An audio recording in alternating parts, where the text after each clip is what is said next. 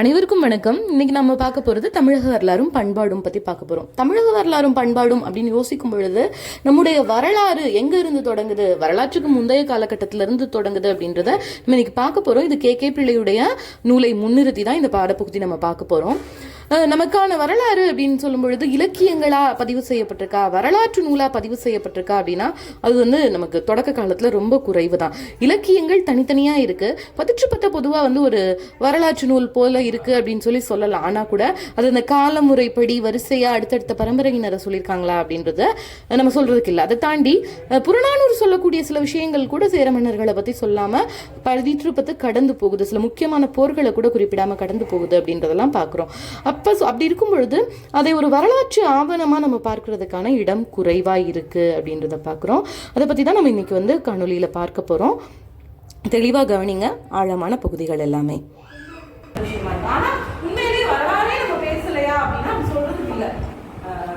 இலக்கியங்கள் கூட நிறைய வரலாறு பேசி இருக்கு. ஆனா ஒரு வரலாற்று நூலா வரலாறு தொகுப்பது அப்படின்றத ஒரு முழு கடமையா எடுத்து செய்யறது அப்படின்றது ரொம்ப ரொம்ப நம்ம கிட்ட குறைவா இருக்கு அப்படின்றது ஒரு காரணமா இருக்கு. நம்மளுடைய வரலாறு ஏற்றுக்கொள்ளாம போயிருக்கு. ஆனா உண்மை என்ன அப்படின்னா வரலாற்று நூலாக தொகுக்கப்படவில்லையே தவிர நம்ம கிட்ட வரலாறாக சொல்றதுக்கான நிறைய ஆதாரங்கள் இருக்கு. அந்த ஆதாரங்கள் குறிப்பிட்டிருந்தது எப்படின்னு பார்த்தோம்னா நம்ம கிட்ட புதைப்பொருட்கள்ல உண்மை சொன்னா இப்ப நம்ம பார்க்கறது நம்ம பாடத்துக்கு இருக்குது கேள்வியோட நூல். இது இயற்றப்பட்டதுக்கு அப்புறமா நமக்கு ஒரு பெரிய வரலாறு கிடைச்சிருக்கு. ரொம்ப ஒரு பெரிய தொடர் ஆய்வு அப்படின்ற ஒரு நடந்துட்டு இருக்கு. பெருசா நிதி கிடைக்கலதான். இப்போதான் திரும்ப சென்ட்ரல் கவர்மெண்ட் கையில போயிருக்கு. நம்ம தமிழக அரசு ஒதுக்கக்கூடிய அதுக்குன்னு உங்களால ஒதுக்க முடியாத நிதி ரொம்ப குறைவு தான். ஆனாலும் கூட ஒரு தொடர் ஆய்வு அது நடந்திருக்கு. இப்ப திரும்ப கொஞ்சம் பெருசா அப்படி நமக்கு தமிழ்நாடு முழுக்கவே நிறைய புதைப்பொருள் ஆய்வுகள் கிடைச்சிருக்கு.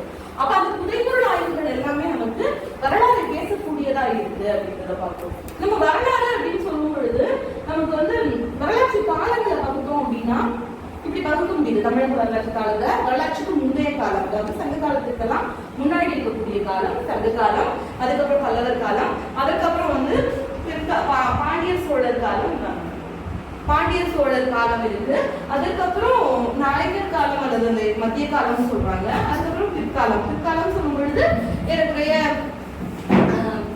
ஆங்கிலேயர்கள் வருகை அது எல்லாமே வரக்கூடிய காலமா இருக்கு. அப்படின்னு நம்ம அந்த காலகட்டத்தை பகுக்க முடியுது அப்படின்றத பார்க்கணும். அப்போ இந்த காலகட்டத்துல நமக்கு என்னெல்லாம் கிடைச்சிருக்கு, நமக்கு ஆதாரங்களா என்னெல்லாம் இருக்கு இந்த காலகட்டத்துல விளக்குறது அப்படின்னு யோசிக்கும் பொழுது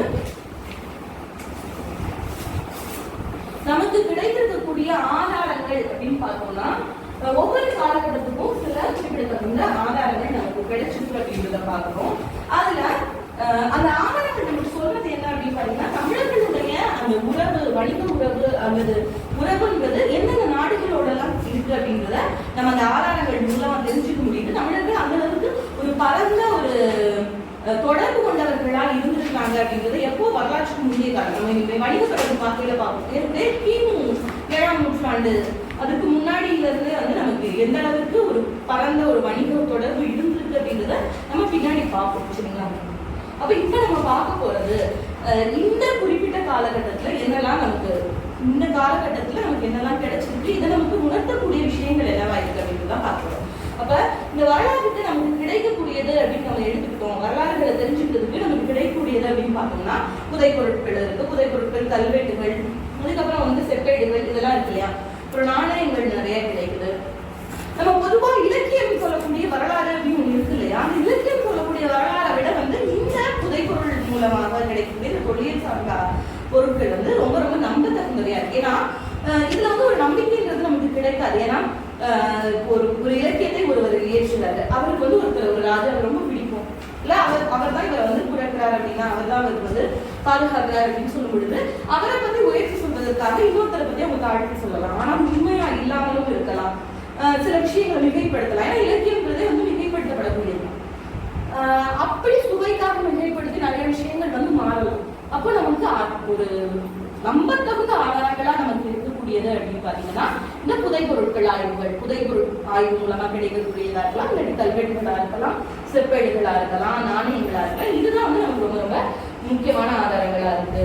இப்படிப்பட்ட ஆதாரங்கள் அப்படின்னு நம்ம பார்த்தோம்னா உண்மையிலேயே இந்தியால ரொம்ப அதிகமாய் ஒட்டுமொத்த இந்தியால கிடைக்கக்கூடியதை விட வந்து 65% மேல தமிழகத்துல தான் இந்த கல்வெட்டுகளோ சரி புதைபொருள் ஆய்வு மூலம் கிடைக்கக்கூடிய விஷயங்கள், குறிப்பா கல்வெட்டுகள் நம்ம கிட்டதான் நிறைய இருக்கு. 30,000 கல்வெட்டுகளுக்கு மேல கண்டுபிடிக்கப்பட்டதா கேகே பிள்ளை சொல்றாரு. கேகே பிள்ளை சொல்லக்கூடியதுதான் 30,000 கல்வெட்டுகளுக்கு மேல கண்டுபிடிக்கப்பட்டது. ஆனா இன்னைக்கு வரைக்கும் வாரம் ஒரு செய்தி வந்து கிடைக்கும், இந்த இடத்துல ஒரு கல்வெட்டு கண்டுபிடிச்சாங்க, இந்த இடத்துல ஒரு கல்வெட்டு கண்டுபிடிச்சாங்க அப்படின்னு சொல்லிட்டு. அப்போ நம்முடைய அந்த கல்வெட்டு காலம் அப்படின்றது, கல்வெட்டுகள் கிடைக்கக்கூடிய காலம்ன்றது ரொம்ப பெரியதா இருக்கு. உண்மையிலேயே கல்வெட்டுகள் வந்து ஒரு வகையான பதிவுகள் தான். நம்ம இந்த வரலாறு அப்படின்னு ஒண்ண வச்சு ஒருத்தர் உட்கார்ந்து எழுதி உண்மை சொல்லணும்னா அதுல கூட கலப்பு வர முடியும். ஆனா இது எல்லாமே நடந்த ஒரு நிகழ்வுகளை நம்ம பதிவு செய்யக்கூடியதுதான். ஒரு தானமா ஒரு அரசன் கொடுத்தா ஒரு பொருளை அப்படின்னு சொல்லும் பொழுது அதன் மூலமா அந்த அரசனை பத்தி நம்ம தெரிஞ்சுக்கலாம். அந்த அரசன் வந்து யார் மேல யாருக்கு கலைஞர்களுக்கு கொடுக்குறான் ஒரு அரசன், அவன் எவ்வளவு பொருளை கொடுக்குறான் அப்படின்றது பதிவு செய்யப்படலாம். அப்போ அந்த கலைஞரோட சிறப்பு என்னன்னு தெரிஞ்சுக்கலாம், அந்த அரசன் கலைஞர்கள் மேல வச்சிருந்த மதிப்பு என்னன்னு தெரிஞ்சுக்கலாம், அவங்க கொடுக்குற பொருள் மூலமாய் அவன் வந்து எந்த அளவுக்கு செழுமையா இருந்தான்றது தெரிஞ்சுக்கலாம். அதே மாதிரி ஒரு குறிப்பிட்ட போரை பத்தி சொல்றாங்க அப்படின்னு சொல்லும்போது அவங்க யார் வென்றது யார் தோற்றது இந்த விஷயம் எல்லாமே நம்ம தெரிஞ்சுக்கலாம். அப்போ இந்த அளவுக்கு வந்து ஒரு தெளிவான ஆதாரமா நமக்கு இந்த கல்வெட்டு சான்றுகள் இருக்கு அப்படின்றத பார்க்கணும். இந்த கல்வெட்டுகள் இந்தியாலேயே அதிக அளவில் கிடைக்கக்கூடியது அப்படின்னு நம்ம பார்த்தோம்னா அது நம்ம இங்கதான் கிடைக்குது அப்படின்றத பார்க்கணும். தமிழகத்துல தான் கிடைக்குது. அதுக்கப்புறம் நாணயங்கள் அப்படின்னு சொல்லும் பொழுது நாணயங்களும் ரொம்ப ரொம்ப முக்கியமான ஒரு வரலாற்று சார்ந்தமா இருக்கு. ஆனா கல்வெட்டு அளவுக்கு நமக்கு வந்து அவ்வளவு தரவுகளை நாணயங்கள் கொடுத்துருக்கா அப்படின்னா இல்ல. கல்வெட்டு நமக்கு தரக்கூடிய அளவுக்கோ இல்ல செப்பேடுகள் தரக்கூடிய அளவுக்கோ நாணயங்கள் தரக்கூடிய சான்றுகள் பெருசா இல்ல அப்படின்னா கூட நாணயங்களும் நமக்கு நிறைய சான்றுகள் தருது. என்ன அப்படின்னா அந்த நாணயத்தை வச்சு அந்த நாணயத்தோட காலம் எல்லாமே கண்டுபிடிக்க முடியும். அதுல வந்து மன்னனோட புகைப்படம் இருக்கும், மன்னனோட பெயர் இருக்கும். அப்ப அதை வச்சு இந்த காலத்துல யார் ஆட்சி செஞ்சாங்கன்றது கிடைக்கும். எவ்வளவு நாணயம் ஒரு இடத்துல கிடைக்குது, ஒரு இடத்துல குவியலா நாணயங்கள் கிடைக்குது அப்படின்னா அந்த இடம் வந்து நிச்சயமா வணிகம் சார்ந்து இயங்கக்கூடிய இடமா இருந்திருக்கலாம். அப்ப எப்படி எல்லாம் வணிகம் சார்ந்து நம்ம இயங்கணும் அப்படின்ற விஷயங்கள் எல்லாமே நமக்கு கிடைக்கும்.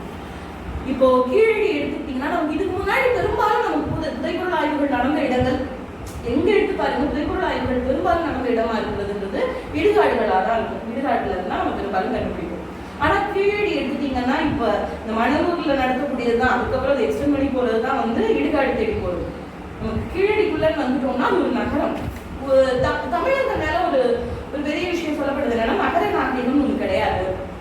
நகர நாகரிகம் இல்லாம எப்படி வந்து சமீபத்துல அவ்வளவு பேசிருக்காங்க. மதுரை காஞ்சிபுரம் அந்த அளவுக்கு மதுரையை பத்தி பேசுது. அவ்வளோ ஒரு திட்டமிடப்பட்ட நகரமா இருக்குது. அப்போ அப்படி ஒரு நகரம் வந்து எஸ்டாப்ளிஷ் ஆயிருக்கணும் அப்படின்னா அதுக்கு முன்னாடி காலத்திலேயே வந்து நகரம்ன்ற கான்செப்ட் இருந்திருக்கணும். இப்போ எப்படி இது ஒரு தொடர்பு இல்லாம இருக்கு, அப்ப முன்னாடி மதுரைகாந்தியோட காலம் பின்னாடியா இருக்குமா அப்படிலாம் வந்து நிறைய விவாதங்கள் போச்சு. அது எல்லாத்தையும் உடைக்கிற வரை இன்னைக்கு கீழடி ஆய்வா இருக்கு. அது வந்து ஒரு நகரம் அப்படின்றது போய் பார்த்துருக்கீங்களா? கீழடி புதைப்பொருட்கள் பார்த்துருக்கீங்க? அது பார்த்தாலே நமக்கு தெரியும். ஒரு விளையாட்டு சார்ந்த பொருட்கள்லாம் தொழிற்சாலை கட்டமைப்பு வந்து சாயம் ஏத்தி அது வந்து வடிகால் வச்சு வெளியே போறது, வடிகால் நீர் மேலாண்மை உரைக்கிணறுன்றதெல்லாம் நமக்கு யோசிக்க முடியுது. அதெல்லாம் ரொம்ப பெரிய விஷயம் அந்த காலகட்டத்துல. அதை தாண்டி வந்து ரொம்ப முக்கியமான விஷயம் நகர நாகரிகம் சொல்றது மழைநீர் சேகரிப்பு. மழைநீர் சேகரிப்புக்காக தான் நீர் மேலாண்மையோட தொடர்படுத்துறோம். அதை தாண்டி இன்னொரு விஷயம் என்ன அப்படின்னு பாத்தீங்கன்னா நகர மயமாக்கி இருக்காங்க அப்படின்றதுக்கு ஒண்ணு கட்டுமானங்கள். அந்த காலத்துல அவங்க செங்கல்களை வச்சு கட்டியிருந்த கட்டுமானங்கள் ஒரு இதா இருக்கு.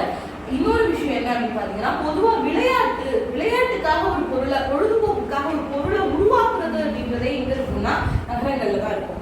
இன்னைக்கும் கிராமங்கள்ல போய் பாத்தீங்கன்னா அவங்க விளையாடுறதுக்குலாம் பெருசா ஜாமெல்லாம் வாங்க மாட்டாங்க. பிள்ளைங்க வந்து எதை வச்சு விளையாடுவாங்கன்னா உண்மையா நம்ம கிராமத்துல தான் பார்க்கலாம். பேட் வச்சு எல்லாம் விளையாடுறதா இப்ப கொஞ்சம் வந்திருக்கு. நாங்க சின்ன பிள்ளையா இருக்கு எல்லாம் பேட் எல்லாம் யார்ட்டையும் இருக்காது. பந்து வேணா வாங்குவான், ஏதாவது தென்னமட்டை எடுத்துதான் அடிச்சுட்டு இருப்பான்.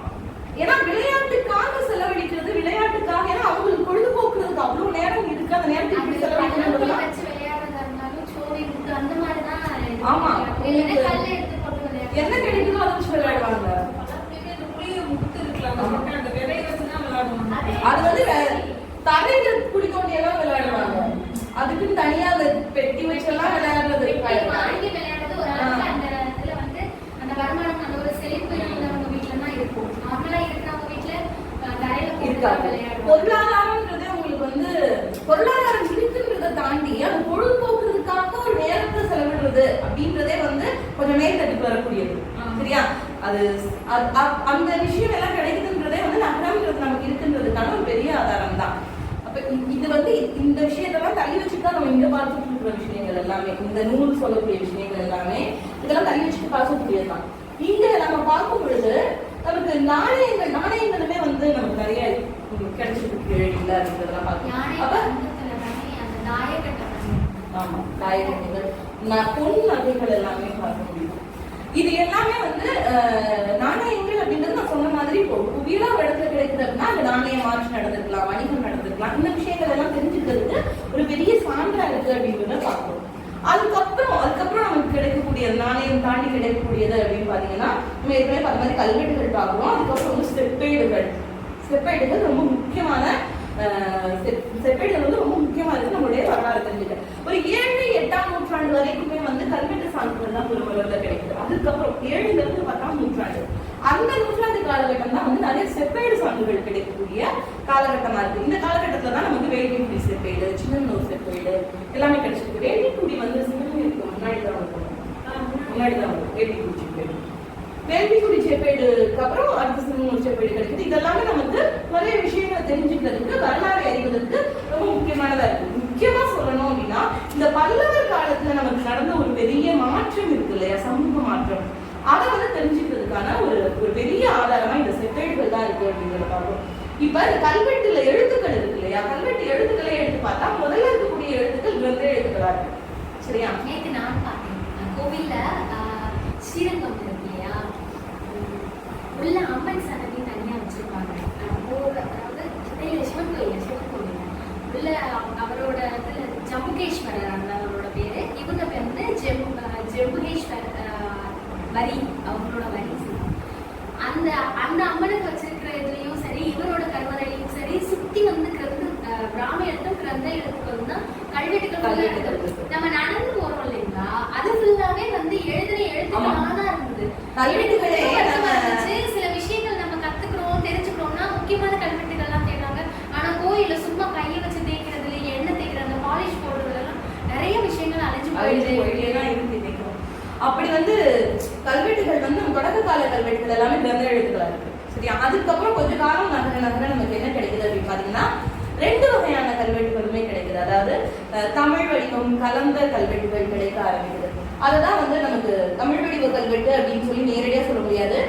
தமிழ் வடிவ அந்த வட்டெழுத்தெல்லாம் சொல்றோம் இல்லையா, அந்த வடிவம் கலந்த கல்வெட்டா இருக்கு. அது ஒரு கலப்பா தான் இருக்கு. சரியா? தமிழ் வடிவமும் கிரந்த வடிவமும் கலந்த கல்வெட்டுகளா இருக்கு. அதுக்கப்புறம் வட்டெழுத்துக்கள் வருது. இந்த வட்டெழுத்துக்கள் வந்ததுக்கு அப்புறம் வட்டெழுத்து அதே மாதிரி கலப்பு வடிவம் இதோட காலகட்டம் அப்படின்னா ஏறக்குறைய 9ஆம் நூற்றாண்டு வரைக்கும் இருக்கு. 9ஆம் நூற்றாண்டுலயே வந்து வட்டெழுத்துக்கள் வந்து வழக்கொழிய ஆரம்பிச்சது அப்படின்றத பாக்குறோம். ஆனா சேர நாட்டுல இந்த 9ஆம் நூற்றாண்டுக்கு அப்புறமும் கூட வட்டெழுத்து கல்வெட்டுகள் கிடைக்குது. சரியா? நமக்கு இந்த பல்லவர்களோட வருகைக்கு அப்புறம் இந்த பக்கம்லாம் முதல்ல கிரந்த எழுத்துக்களாக கல்வெட்டுகள் கிடைக்குது. அதுக்கப்புறம் வந்து தமிழும் கிரந்தமும் கலந்த கல்வெட்டுகளாகவோ இல்ல வட்டெழுத்து கல்வெட்டுகளாகவோ கிடைக்குது. ஆனா 9ஆம் நூற்றாண்டு காலவாக்கில வந்து இந்த வட்டெழுத்துக்களும் வந்து வழக்கொழிய ஆரம்பிச்சுது. ஆனா இது வந்து 9ஆம் நூற்றாண்டுல இங்கதான் வழக்கொழியுது. சேர நாட்டுல வந்து அதுக்கப்புறம் கூட வந்து அது இருக்கு அப்படின்றத பார்க்கணும். அதே மாதிரி நமக்கு இந்த பாண்டியர்களோட வரலாறு நம்ம பார்க்கக்கூடிய பாண்டியர்கள் சோழர்கள் வரலாறு அப்படின்றது அது 7ஆம் நூற்றாண்டுக்கு அப்புறம் வருது. இந்த வரலாறை எல்லாம் தொகுக்கிறதுக்கு நமக்கு ரொம்ப முக்கியமான ஒரு ஆதாரமா இருக்கக்கூடியது கல்வெட்டுகளாக இருக்கு அப்படின்றத பார்க்கிறோம். அந்த சமூக சூழலை எல்லாம் தெரிந்து கொள்வதற்கு கல்வெட்டுகளை தாண்டி பாண்டியர்கள் சோழர்களை தெளிவா தெரிஞ்சுக்கிறதுக்கு ரொம்ப முக்கியமா இருக்கக்கூடியது மேற்கனவே பார்த்த மாதிரி செப்பேடுகள். சரியா? அந்த 7ல இருந்து 10 அந்த பாண்டிய சோழர் காலத்துல நமக்கு செப்பேடுகள் ரொம்ப ரொம்ப முக்கியமான ஒரு சான்றா வருது. அதுதான் வந்து நமக்கு இந்த 2 செப்பேடு சொன்னோம் இல்லையா, ரொம்ப குறிப்பிடத்தக்க செப்பேடுகள் அப்படின்றது வேள்விக்குடி செப்பேடும் சின்னனூர் செப்பேடையும் சொல்றோம். இந்த செப்பேடுகள் தான் வந்து பல்லவ மன்னன் சிம்ம விஷ்ணு அவனுடைய பரம்பரை பற்றின விஷயங்களை எல்லாம் தெரிஞ்சுக்கிறதுக்கு நமக்கு உதவா இருக்கு. பல்லவ மன்னன் சிம்ம விஷ்ணு அவனுடைய பரம்பரை தகவல்களை தெரிஞ்சுக்கிறதுக்கெல்லாம் இந்த செப்பேடுகள் தான் நமக்கு உதவியா இருக்கு அப்படின்றத பார்க்கிறோம்.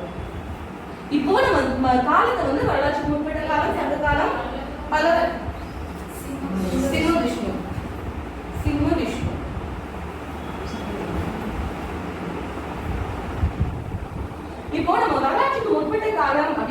பொழுது அந்த காலகட்டத்து சூழல்களை தெரிஞ்சுக்கிறது அப்படின்னு பார்க்கும் பொழுது நமக்கு ஒரு பெரிய ஆதாரம் அப்படின்னா சிந்துசமவெளி ஆதாரம். சிந்துசமவெளி நாகரிகமும் தமிழ் நாகரிகமும் ஒன்றுதான் அப்படின்னு பேசக்கூடிய பலர் இருக்கிறாங்க. மறுத்து பேசுறவங்களும் இந்த ரெண்டுமே இருக்கு. ஆனா உலக அளவுல பெரிய அறிஞர்கள் அப்படின்னு பார்த்தா மறுத்து பேசுறதோட அதை ஏற்றுக்கொள்ளக்கூடியவர்கள் தான் இருக்கும். அல்லவ அந்த சிந்துசமவெளி நாகரிகம் என்பது பண்டை தமிழ் நாகரிகம் தான். சிந்துசமவெளியில கிடைக்கக்கூடிய எழுத்து வடிவங்கள் பண்டை தமிழ் எழுத்து வடிவங்களோட ஒரு தொடர்ச்சி தான். அதாவது ரெண்டுக்கும் ஒப்புமை இருக்கு. அதனால தமிழ் நாகரிகம் தான் சிந்துசமவெளி நாகரிகம் அப்படின்னு சொல்லக்கூடிய அந்த விஷயம் தான் முதல்ல பேசப்பட்டது அப்படின்றத பாக்குறோம். இந்த ஹரப்பா மொஹஞ்சதாரோ அந்த இதுல இருக்கக்கூடிய குறிப்பா முத்திரைகள் இருப்பது அப்படின்ற ஒரு பழக்கம் இருக்கு. அந்த முத்திரைகள்ல இருக்கக்கூடிய பெரிய ஆதாரம் அது அதுல இருக்கக்கூடிய எழுத்துக்கள் எல்லாமே நம்முடைய தமிழ் எழுத்துக்களுக்கு ஒத்ததா இருக்கு அப்படின்னு சொல்றாங்க. இதை முக்கியமா சொன்னவர் அப்படின்னா ஹீராஸ் பாதிரியார். அவர் தான் இதை ரொம்ப அழுத்தமாய் சொன்னவர் ஹீராஸ் பாதிரியார்.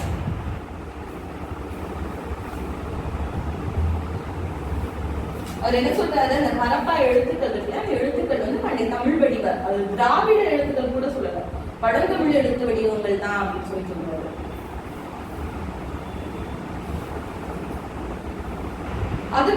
அதுக்கப்புறம் நமக்கு இந்த பெருங்கற் புதைவுகள் அப்படின்னு சொல்றாங்க. அதாவது ஒருவர் புதைக்கிறதுக்கு பெரிய பெரிய ரொம்ப பெருசா குழி கொண்டு வாங்க யாராவது புதைக்கணும் அப்படின்னா அதுக்குள்ள தாழி வைத்து புதைக்கிறது இல்லை, அது பின்னாடிதான் வரும். அதுக்கு முன்னாடி பெரிய குழி, அந்த குழிக்குள்ளதான் இறப்பாங்க. அது நம்ம பின்னாடி பார்ப்போம் எப்படி எல்லாம் பண்றாங்க. அதுல அவங்க நமக்கு அந்த மறுஜென்ம கோட்பாடெல்லாம் இருந்திருக்கு இல்லையா. அவங்க திரும்ப வந்தா என்ன பண்றதுன்னா அதுக்கு தேவையான பொருட்கள் இல்ல சொர்க்கத்துக்கே போறாங்கன்னா அங்க ஒரு சாப்பிட்டு அதெல்லாம் யோசிச்சு அதுக்கு தேவையான பொருட்கள்.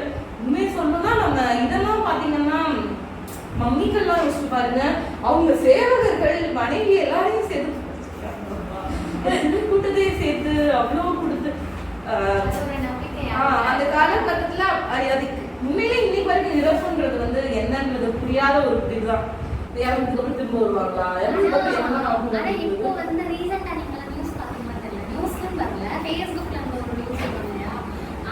இப்போ ரீசெண்ட் அந்த மறுபிறவி இருக்கு இல்ல, மம்மி இதெல்லாம் பண்றாங்கல்ல, அதை உண்மை நிரூபிக்கிறதுக்காகவும் அவங்க மறுபிறவி வருவதற்காகவும் அவங்களோட உடம்பு இறந்ததுக்கு அப்புறம் அந்த பண்டகம் பண்ணி அதை பத்திரமா வச்சுக்கிறதுக்கு 1 கோடி அளவுக்கு ஒரு பையன், சின்ன பையன் 1 கோடி கொடுத்து அவனோட உடம்பு நான் இறந்துட்டேன் அப்படின்னா அதுக்கு என் உடம்பு பண்ண முடியும். இது வரைக்கும் 40-50 பேர்கிட்ட பண்ணியிருக்கிறதா அந்த வீடியோட சொல்லியிருந்தாங்க.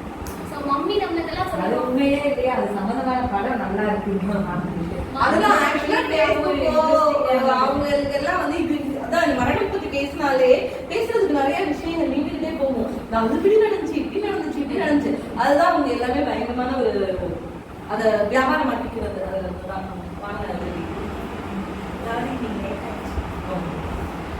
அப்போ இந்த அவங்க புதைக்கிறதுக்கு பயன்படக்கூடிய பெரிய குழிகள், அந்த குழிகள்லாம் அவங்க புதைக்கிறது அப்படின்ற மரபு. அதுல இருந்துதான் தாழி எல்லாமே. இதுக்கு முன்னாடி தாழிகள் வருதுல குழி வெட்டி இதுக்குள்ள புதைக்கிறது. அப்ப அப்படி புதைக்கக்கூடியது இருக்கு இல்லையா, அந்த தாழிகள் மண்பாண்டங்கள் செய்யறதுக்கு முன்னாடி காலம் அது அது ஒரு தனி காலமாவே பார்க்கிறாங்க. தற்காலத்தை தொடர்ந்து ஒரு தனி காலமாக காட்டுறாங்க. அந்த காலகட்டத்துல நமக்கு கிடைக்கக்கூடிய ஆதாரங்கள் இருக்கு இல்லையா, அது நமக்கு இந்த லெமூரியாவுக்கும் நமக்குமான ஒரு தொடர்பை பேசும். சிந்துசமவெளி நாகரிகம் ஒண்ணு, இன்னொரு பக்கம் லெமூரியா நாகரிகம் ஒண்ணு, ரெண்டு நமக்கு இருக்கு. நமக்கு இமயமலை எடுத்து பார்த்தோம்னா இப்ப இந்த லெமூரியாவை பத்தி பேசும் பொழுது எல்லாரும் சொல்லக்கூடியது இங்கதான் மனிதர்கள் தோன்றி இருக்காங்க அப்படின்ற ஒரு விஷயம் பேசப்படுது இல்லையா. இமயமலையில தோன்றி இருக்க முடியாதுன்னு சொல்றாங்க. காரணம் என்ன, அங்க நிறைய கடல் உயிரினங்களோட படிவங்கள் கிடைக்குது. அப்போ அது கடலா இருந்த ஒரு பகுதி அப்படின்றதுனால அங்கு மனித இனம் தோன்றி இருக்க முடியாது, லெமூரியால தான் தோன்றி இருக்கணும். லெமூரியா முதல்ல நிலமா இருந்து அப்புறம் கடலா மாறினதுனால லெமூரியால தான் தோன்றி இருக்கணும். லெமூரியால இருந்துதான் தென்னாப்பிரிக்காவுக்கோ, தென்னாப்பிரிக்க குடிகள் பழங்குடிகள் சொல்றாங்க, அது எல்லாமே அங்கிருந்து போயிருக்கணும் அப்படின்னு சொல்றாங்க. தமிழகத்துல முதல்ல இந்த நிலத்துல நம்ம இப்ப நிக்கணும்ல, தென்னிந்தியான்னு சொல்றோம்ல, இந்த இடத்துல மனிதர்கள் முதல்ல தோன்றினது அப்படின்றது அது ஏற்றுக்கொள்வதற்கான எந்த சான்றும் கிடையாது. அங்க இருந்துதான் நடந்திருக்கணும்னு சொல்றாங்க. இன்னொன்னு என்ன, இந்த பகுதியுமே கொஞ்சம் கடலா இருந்ததுனால சான்றுகள் நமக்கு கிடையாது. அரியலூர்லாம் பாத்தீங்கன்னா அவ்வளவு சான்றுகள் அது கடலா இருந்திருக்கு அப்படின்றதுக்கான பல சான்றுகள் கிடைக்குது. ஒரு 5000 ஆண்டுகளுக்கு முன்னாடி அது கடலா இருந்ததுக்கான சான்றுகள் நிறைய அரியலூர்ல எல்லாம் கிடைக்கும். அப்போ எங்க இந்த மனிதர்கள் தோன்றி தோன்றியிருப்பாங்கன்னு சொல்லும்பொழுது நிறைய லெமூரியால இருந்து தான் தமிழர்களும் சரி தமிழர்கள் தோன்றியிருக்காங்க அப்படின்னு சொல்லி சொல்றாங்க. அப்ப தமிழர்கள் லெமூரியால தோன்றியிருக்காங்க அப்படின்னா எப்படி இந்த இடத்துக்கு வந்து சேர்ந்தாங்கிறதுக்கு ஒரு பெரிய வரலாற்று ஆய்வு வந்து நிறைய பேர் பேசுறாங்க ஆய்வாளர்கள். அதை பத்தி தான் நம்ம இப்ப பாக்குறோம். என்ன சொல்றாங்க அப்படின்னு பாத்தீங்கன்னா இங்க இந்த நம்ம தமிழர்களுக்கு சில நாகரிக தொடர்புகள் இந்த மத்திய தரைக்கடல் பகுதியில தென்னாப்பிரிக்க பகுதியில அங்கெல்லாம் வந்து என்னென்ன விஷயங்கள்லாம் தொடர்புகள் இருக்கு அப்படின்றது எடுத்து பேசப்படுது. நமக்கும் அவங்களுக்குமான தொடர்புகள் என்னெல்லாம் இருக்கு அப்படின்றது பேசப்படுது. அதுல என்னெல்லாம் சொல்றாங்க அப்படின்னு பாத்தீங்கன்னா மேற்காசிய நாடுகள், அதே மாதிரி வட ஆப்பிரிக்கா, அப்புறம் சில ஐரோப்பிய நாடுகள், இதுல எல்லாம் காணப்படக்கூடிய புதைகுழிகள், அந்த பெருங்கற் புதைவுகள்னு சொல்றோம் இல்லையா, ஒரு மனிதனை புதைக்கக்கூடியது மரணத்துக்கு அப்புறம்.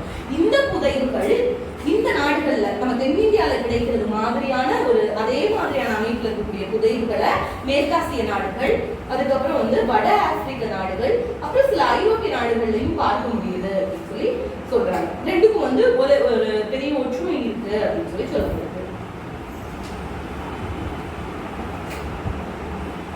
அதே மாதிரி ஆதிச்சநல்லூர் அகழாய்வுல கண்டெடுக்கப்பட்ட நிறைய பொருட்கள், புதை பொருட்கள் இருக்கு இல்லையா, அந்த புதை பொருட்கள் சைப்ரஸ் தீவுல என்கோமி அப்படின்ற ஒரு இடம், அங்க நடந்த அகழாய்வுல கிடைத்த புதை பொருட்களோட ஒத்து போகுது அப்படின்னு சொல்லி சொல்றாங்க. சைப்ரஸ் தீவுல என்கோமின்ற இடத்தில் வந்து நடைபெற்ற அகழாய்வுல கிடைக்கக்கூடிய அந்த புதை பொருட்களோட ஒத்து போகக்கூடியதா இருக்கு அப்படின்னு சொல்லி சொல்றாங்க. அதே மாதிரி பாலஸ்தீன் சைப்ரஸ் தீவு சொல்றாங்க, சைப்ரஸ் தீவு, அந்த தீவு அங்க என்கோமி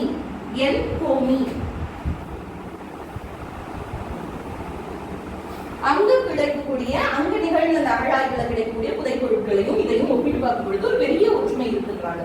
அந்த என்கோமி மட்டும் கிடையாது, பாலஸ்தீனத்துல 2 இடங்கள்ல அகழாய்வு நடந்திருக்கு. காசா ஜெரார்.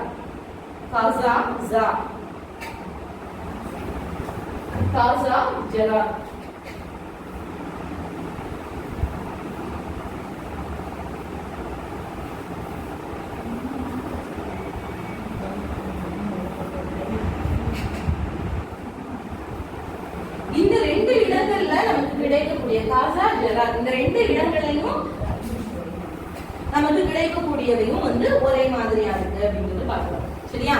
நம்ம ஆதிச்சநல்லூர் புதைப்பிடங்கள் அங்க கிடைக்கக்கூடிய அகழாய்வுல கிடைக்கக்கூடிய புதை பொருட்களும் இந்த 3 இடங்கள் என்கோமி, காசா, ஜெரார், இந்த 3 இடங்கள்ல கிடைக்கக்கூடிய புதை பொருட்களோட பார்க்கும் பொழுது ஒரே மாதிரியான தன்மையுடையதா இருக்கு அப்படின்றத பார்க்கலாம். அப்ப இந்த மக்களுடைய வாழ்க்கை நெறிக்குள்ள ஒரு ஒற்றுமை இருக்கு. அவங்க ஒரு குறிப்பிட்ட காலத்துல ஒரே இடத்துல அவங்க வாழ்ந்திருக்கிறதுக்கான வாய்ப்பு இருக்கு அப்படின்றதுதான் அங்க இருந்து அவங்க நிறுவ முயற்சி பண்றாங்க.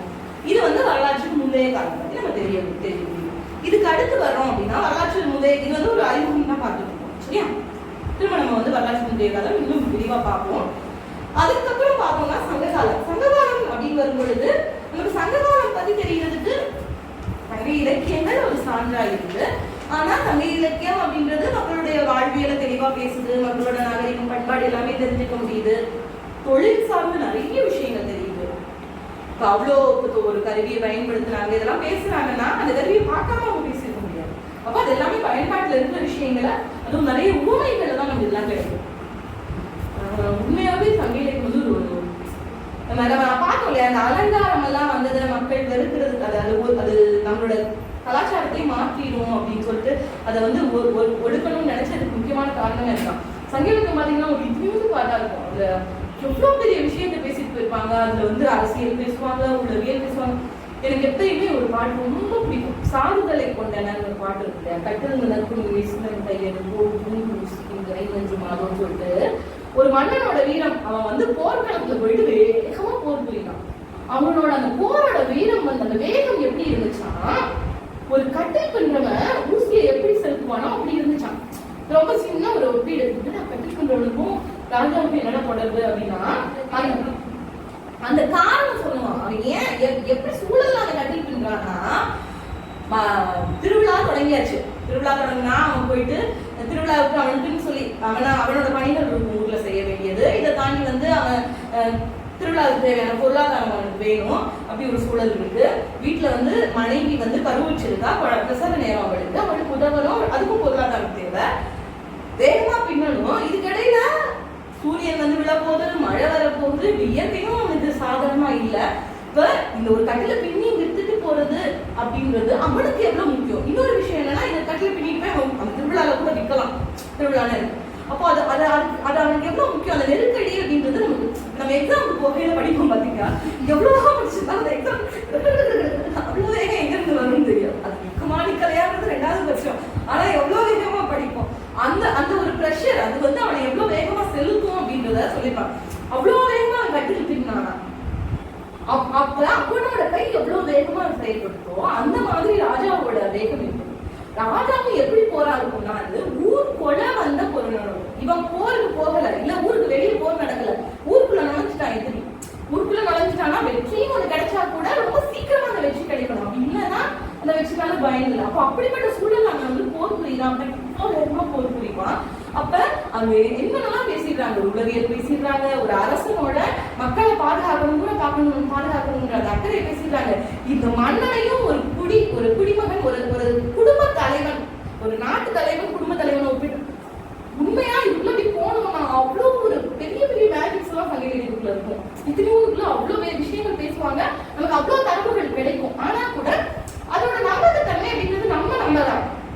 நம்ம ஒரு உலக அரங்கில் எடுத்து வைக்கணும்னா அதுல சில சிக்கல் இருக்கும் இல்லையா. அப்போ அந்த காலகட்டத்துல நமக்கு வேற என்னெல்லாம் கிடைச்சிருக்கு அப்படின்னு பார்த்தோம்னா, நிறைய நாணயங்கள் கிடைச்சிருக்கு. சங்ககால அந்த கால சூழலை விளக்குற மாதிரி நிறைய நாணயங்கள் நமக்கு கிடைச்சிருக்கு அப்படின்றத பார்க்கிறோம். இந்த நாணயங்கள் ரோமாபுரி நாணயங்கள், குறிப்பா ரோமாபுரி நாணயங்கள் கிடைச்சிருக்கு. ரோமாபுரிக்கும் தமிழகத்துக்குமான வணிக தொடர்பு வந்து நம்ம பின்னாடி பார்ப்போம். அவங்க இங்கே வந்து குடியிருந்திருக்கிறாங்க, இங்கே வந்து ஒரு மொத்தமா இங்க வந்து ஒரு அவங்களுக்குன்னு மதுரையிலலாம் அவங்களுக்குன்னு ஒரு பகுதியே இருந்திருக்கு, அங்கேயே அவங்க குடியிருந்திருக்காங்க. அவங்களுக்குன்னு நாணயம் செய்யக்கூடிய சாலைகள்லாம் இருந்திருக்கு. இப்ப நமக்கு RBI அச்சடிக்கிறாங்கல்ல பக்கம், அந்த மாதிரி அவங்களோட நாணயங்களை உற்பத்தி பண்ற இடமே வந்து இங்க இருந்திருக்குலாம் பேசுறாங்க. அந்த அளவுக்கான ஒரு தொடர்பு இருந்திருக்கு. அந்த ரோமாபுரி நாணயங்கள் நிறைய கிடைக்குது. இந்த நாணயங்களோட காலகட்டம் எல்லாமே பாத்தீங்கன்னா கிபி முதல் 2ஆம் நூற்றாண்டு பெரும்பாலும் கிடைக்கிற எல்லாமே. அதுக்கு முன்னாடி கால நாணயங்கள் நமக்கு கிடைக்கல. நமக்கு கிடைக்கக்கூடிய நாணயங்கள் எல்லாமே கிபி முதல் 2ஆம் நூற்றாண்டு நாணயங்களாக இருக்கு அப்படின்றத பார்க்கிறோம். அப்ப இது நமக்கு நம்முடைய அந்த சங்க கால வரலாறு அப்படின்றத தெரிஞ்சுக்கிறதுக்கு ஒரு உதவியா இருக்கு அப்படின்றத பார்க்கிறோம். இந்த நாணயங்கள்லாம் எதுல கிடைக்குது, அரிக்கமேடு அகழ்வாராய்ச்சியில கிடைக்கக்கூடிய நாணயங்களா இருக்கு. இந்த நாணயங்களோட காலகட்டம் அப்படின்றது நம்ம சங்க காலம் சொல்லக்கூடிய அந்த காலகட்டத்தோடு ஒத்து வரக்கூடியதா இருக்கு. நம்ம சங்க காலத்தையும் பார்க்கிறோம். யவனர்கள் பத்தி எல்லாம் பேசுறாங்களே, யவனர்கள் இருந்த குடி இருந்ததுன்றதெல்லாம் பேசுறோம். அதோட இதை வந்து நம்மளால பொருத்தி பார்க்க முடியுது அப்படின்றத பார்க்கிறோம். இதை தாண்டி அப்படின்னா நமக்கு பெரிப்ளூஸ் நூல் இருக்கு. பெரிப்ளூஸ் அது வந்து நம்ம பெரிப்ளூஸ் மட்டும்தான் நம்ம சொல்றோம். அந்த நூலே வந்து முழுசா பாத்தீங்கன்னா Erythraean sea, Periplus of Erythraean sea, Erythraean கடலின் பெரிப்ளூஸ் அப்படின்னு தான் சொல்றாங்க. உங்களுக்கு குறிப்பில கொடுத்துருக்கேன்னு நினைக்கிறேன். எரித்ரிய கடலின் பெரிப்ளூஸ் அப்படிங்கிறது தான் நூலோட பேராவே இருக்கு. அது ஆசிரியர் யார் அப்படின்றது கிடைக்கல, பதிப்பிச்சவர் யார் அப்படின்றது நமக்கு கிடைக்கல, ஆசிரியர் பேர் கிடைக்கல. ஒருவேளை அந்த பெரிப்ளூஸோட பயணத்தை சொல்லக்கூடியது அப்படின்ற அடிப்படையில கூட கேட்டுக்கலாம். இந்த நூல் வழியாகவும் நமக்கு நிறைய விஷயங்கள் கிடைக்குது சரியா. இந்த நூல் வழியா நமக்கு அந்த கால வளமை என்ன இருந்திருக்கு, வணிக தொடர்பு என்ன, முக்கியமா வணிகம் சார்ந்த பல விஷயங்களை தெரிஞ்சதுக்கு நமக்கு அந்த சங்க காலம் சொல்லக்கூடிய காலகட்டத்தில் வணிக சிறப்பை நம்மளுடைய பொருளாதார செழுமையை தெரிஞ்சுக்கிறதுக்கு அது ரொம்ப முக்கியமான சான்றா இருக்கு அப்படின்றத பார்க்கணும். அதுக்கப்புறம் நமக்கு அந்த காலகட்டத்துல பாண்டிய மன்னர்களுடைய பழைய பாண்டிய மன்னர்கள், பிற்காலம் இல்ல பழம்பாண்டிய மன்னர்கள் இருக்காங்க, அவங்களோட நாணயங்கள் கிடைச்சிருக்கு. இந்த நாணயங்கள் எப்படி இருக்கா, நீர் சதுரம் செவ்வகமா இருக்கு. அதுல 2 பக்கம் இருக்கு இல்லையா, 2 பக்கத்துல நம்ம வந்து மீன் மட்டும்தான் பேசிட்டு இருக்கோம். அந்த 2 பக்கத்துல ஒரு பக்கம் மீனும் இன்னொரு பக்கம் காளை மாடும் சின்னமா பொறிக்கப்பட்ட நாணயங்கள் கிடைக்குது அப்படின்றத பார்க்கணும். ஒரு பக்கம் காளை மாடு, இன்னொரு பக்கம் மீன் பொறிக்கப்பட்ட நாணயங்கள் கிடைக்குது அப்படின்றத பார்க்கணும். இதெல்லாமே முக்கியமான சான்றுகளா நமக்கு அந்த சங்ககால தமிழகம், சங்ககால தமிழகத்துடைய அந்த வணிக தொடர்பு, அந்த செழுமையெல்லாம் தெரிஞ்சுக்கிறதுக்கு சான்றா இருக்கு. சங்க இலக்கியம் ஒரு முக்கியமான சான்று. சங்க இலக்கியத்தை அப்படியே ஒதுக்கிட்டு போகணும் அப்படி இல்லை, அந்த காலகட்டத்தை நம்ம தெரிஞ்சுக்கிறதுக்கு ஒரு முக்கியமான சான்றா இருக்கு. ஆனா அதை தாண்டி நமக்கு இது எல்லாமே சான்றுகளா இருக்கு அப்படின்றத பார்க்கிறோம். அதுக்கப்புறம் வந்தோம் அப்படின்னா பல்லவர் காலம் வருது. சரியா? பல்லவர் காலம் வரும் பொழுது இன்னும் கூட நமக்கு இந்த அகழாய்வு சார்ந்த தொல்லியல் சார்ந்த ஆய்வுகள் சான்றுகள் நிறையவே கிடைக்கக்கூடிய காலமாயிடுது. இவங்களோட காலம் வந்து எப்படி 300 வருஷம் இங்க நீண்டது அப்படின்னு சொல்லி சொல்றாங்க. இந்த 300 ஆண்டு காலத்தை தான் வந்து இருண்ட காலம் அப்படின்னு சொல்லி சொல்றோம். ஏன்னா உண்மையிலேயே இது வந்து கலப்பிரர்களோட காலம். இந்த கலப்பிரர்கள்ன்றாங்க, கலப்புறாங்க, கலப்பேராளர்கள்ன்றாங்க. சரியா இன்னும் இந்த காலத்தை பத்தி உண்மையிலேயே நிறைய அனுமானங்கள் இருக்கு. சிலர் சொல்றாங்க இந்த காலம் வந்து ரொம்ப சிறந்த காலம் தமிழகத்துக்குன்னு சொல்றாங்க, சிலர் அதை மறுக்கிறாங்க. நிறைய முரண்பாடு இருக்கக்கூடிய ஒரு காலகட்டம் தான் இந்த காலகட்டம் இருக்கு. உண்மையிலே இதுதான் இந்த காலகட்ட வரலாறு அப்படின்னு சொல்லி அடிச்சு சொல்றதுக்கான பெரிய ஆதாரங்கள் இல்லாததால் உண்மையை சொன்னா இலக்கியம் கூட வந்து பெருசா வளராத ஒரு காலகட்டமா இருக்கு. நம்ம அந்த 4ஆம் நூற்றாண்டுல வஜ்ரநந்தி சங்கம் அமைத்து அற இலக்கியங்கள் தொகுத்ததை பத்தி பேசுறோம். அதுல கூட பல இலக்கியங்கள் பிற்காலத்தது அப்படின்னு சொல்லி அப்போ ஒரு தெளிவான ஒரு வரலாறு கிடைப்பதில் சிக்கல் இருக்கக்கூடிய காலகட்டமா இருக்கு இலக்கியம் வழியா. ஆனால் இந்த காலகட்டத்தில் நமக்கு கல்வெட்டுகளோ செப்பேடுகளோ கிடைச்சிருக்கு அப்படின்றத பார்க்கிறோம். குறிப்பா நமக்கு வேள்விக்குடி செப்பேடு இந்த காலகட்டத்துல கிடைக்குது அப்படின்றத பார்க்கிறோம்.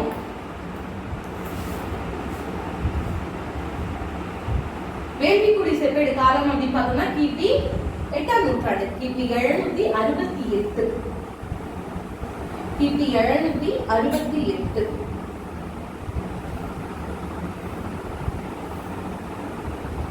அந்த காலகட்டத்து சூழலை நமக்கு தெரிஞ்சுக்கிறதுக்கு உதவியா இருக்குதுன்னா இந்த வேள்விக்குடி செப்பேடு இருக்கு. குறிப்பாய் சொல்லணும் அப்படின்னா இங்கு சமண பௌத்தர்களுடைய அந்த ஆளுகை எப்படி இருந்துச்சு, அவங்களுக்கான ஒரு பெரிய வளர்ச்சி அந்த காலகட்டத்தில் அடையுது. உண்மையிலே நம்முடைய அரசியல் முறையில இருந்து எல்லாமே ஒரு பெரிய மாற்றம் கண்ட ஒரு காலமா இருந்து இந்த பல்லவர் காலம் இருக்கு அப்படின்றத பார்க்கிறோம். இந்த காலகட்டத்துல தான் நமக்கு இந்த வஜ்ரநந்தி வந்து மதுரையில் தமிழ் சங்கம் அமைப்பதும் இதே காலகட்டமாக தான் இருக்கு அப்படின்றத பார்க்கிறோம். அதே மாதிரி பல்லவர் காலம் அப்படின்னு சொன்னா எல்லா இடத்துலயுமே அந்த தாக்கங்கள், அந்த சமண சமய தாக்கங்களை நம்ம பார்க்கதான் முடியுது. அப்படி சோழ நாட்டுல அச்சுத விக்கந்தன்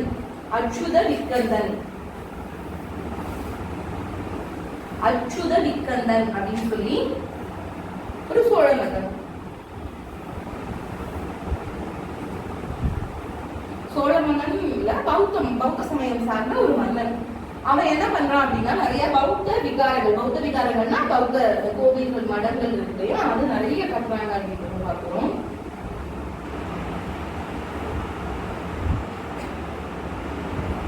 இந்த அச்சுத விக்கந்தனுடைய குலம் அப்படின்னா அது வந்து கலப்ப குலம் அப்படின்னு சொல்லி சொல்றாங்க. அங்கிருந்து அந்த கலப்பிரர்கள் அப்படின்னு வரலாம் அப்படின்னு சொல்லி பௌத்தர்களுக்கு கோவில்கள் கட்டியிருக்காரு அப்படின்றது தெரியுது.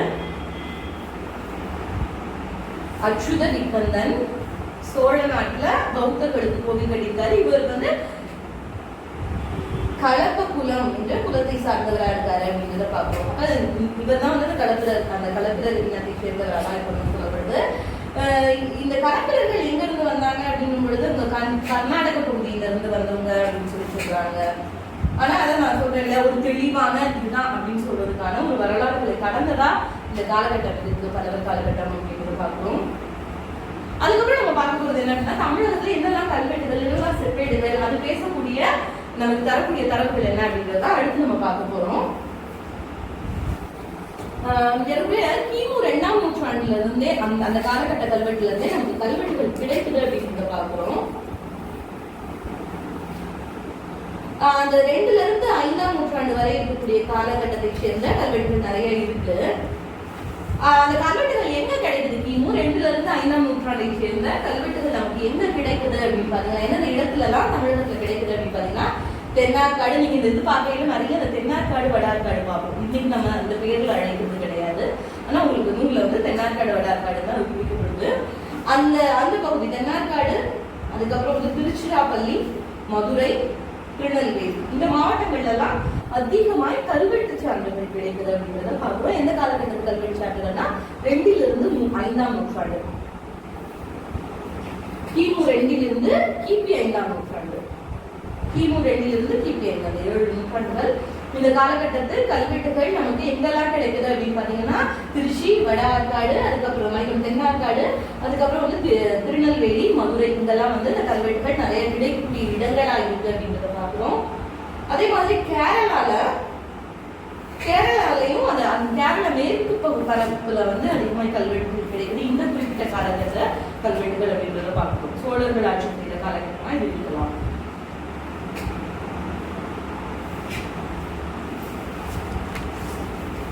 அதே மாதிரி தமிழ்நாட்டுல சில இடங்கள்ல சில ஊர்கள்லயும் வந்து இன்னைக்கும் அந்த கல்வெட்டுகள், அந்த காலகட்ட கல்வெட்டுகள் சில ஆலயங்கள் இருக்கக்கூடிய ஊர்கள்ல இன்னைக்கும் இருக்கு அப்படின்றத பார்க்கிறோம். அது எங்க அப்படின்னு பாத்தீங்கன்னா திருப்பரங்குன்றம், பிள்ளையார்பட்டி, சித்தனவாசல்,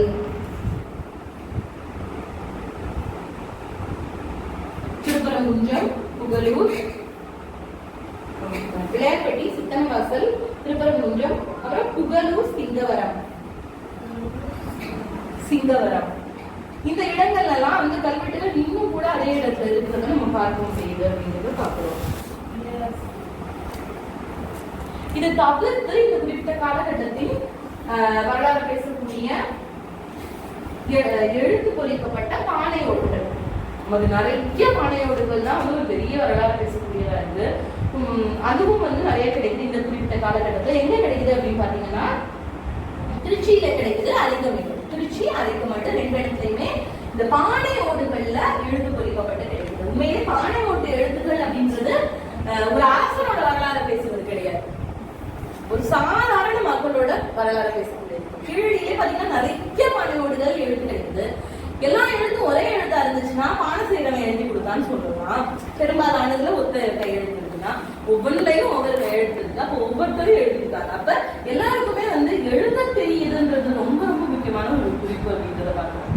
வெறும் பானையோடு ஒரு ஓடு அதுல என்னடா நம்ம யோசிக்கணும்னா இன்னொரு பானை ஓட்டுல வச்சு அவங்க எழுதி பழகி இருக்கலாம், உடைஞ்ச ஓடுகளை பயன்படுத்தி அது மூலமா அவங்க வந்து கம்யூனிகேட் பண்ணிருக்கலாம். அப்ப எல்லாருக்குமான ஒரு எழுத்தறிவு அப்படின்றத தெரிஞ்சுக்கிறதுக்கு இது நமக்கு உதவியா இருக்கு அப்படின்றத பார்க்கிறோம். அதுக்கப்புறமா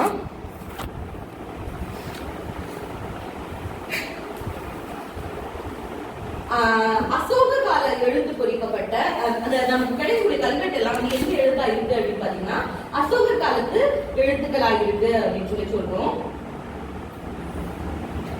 சிலர் வந்து இல்ல அது வந்து பிராமி எழுத்து அப்படின்னு சொல்லக்கூடியவங்களும் உண்டு. அசோகர் கால எழுத்து அல்லது பிராமி எழுத்து ரெண்டுமே வந்து கிடைக்குது. அல்லது ரெண்டு வகையாகவும் வந்து அறிஞர்களோட கருத்து இருக்கு அப்படின்றத பார்க்கணும். அசோகர் கால எழுத்தாகவும் இருக்கலாம் அல்லது பிராமி எழுத்தாகவோ அந்த கல்வெட்டுகள் நமக்கு கிடைக்குது அப்படின்றத பார்க்கணும்.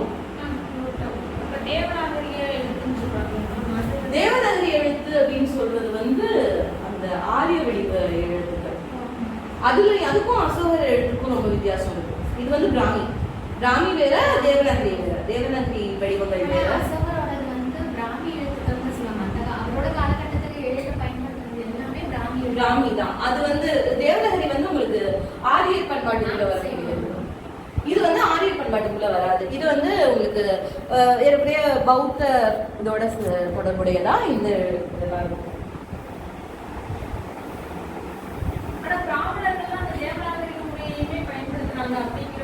தேவநாகரி எழுத்து எல்லாருக்குமானதா இல்ல. இது வந்து முன்னதான் பயன்படுத்துன்ற மாதிரி இருந்தது. அதுதான் நம்ம இங்க எல்லாரும் படிச்சிருக்கோன்றதே வந்து நம்மளோட பண்பாடு ஆரிய பண்பாடு இல்ல அப்படின்னு உடைக்கிறதுக்கு ஒரு முக்கியமானதே வந்து அந்த எல்லாரும் படிச்சிருக்கிறது அப்படின்றதுதான். எல்லாருக்கும் ஒரு கல்வியறிவு இருக்கு அப்படின்றது. இப்ப எல்லாருக்கும் நீங்க சங்கீதமே எடுத்து பார்த்தா எல்லா தொழில் செய்யறவங்களும் பாட்டு பாடியிருப்பாங்க. தொழில் சார்ந்து சமூகத்தை பிரிக்கக்கூடியது ஆரிய பண்பாடு. ஆனா அப்படி பிரிக்கும் பொழுது ஒரு குறிப்பிட்ட சமூகம் தான் படிக்கவோ எழுதவோ இருக்கணும் அப்படின்ற ஒரு மரபு இருந்தது. அந்த மரபு நம்மகிட்ட இல்ல அப்படின்றதே இந்த பண்பாடு கம்ப்ளீட்டா வேற ஆரிய பண்பாடுல இருந்து இது வரல அப்படின்னு சொல்லி உடைச்சு சொல்றதுக்கான ஒரு பெரிய ஆதாரம் இருக்கான். சரி, அப்புறம் வந்து இந்த எழுத்துக்கள் வந்து தொடக்க காலத்துல பிராமி அல்லது வந்து ஒரு புதிய ஒரு எழுத்து முறை அப்படின்னு சொல்லப்பட்டாலும் பிற்காலத்துல வந்து இல்ல அது பிராமியே கிடையாது அப்படின்னு சொல்லி மறுக்கிறவங்களும் உண்டு. பிராமி கிடையாது, அது தமிழி அல்லது தமிழி அப்படின்னு சொல்லி சொல்றாங்க. தமிழி அல்லது தமிழி அப்படின்னு சொல்லி அதை மறுத்து சொல்லக்கூடியவர்கள்.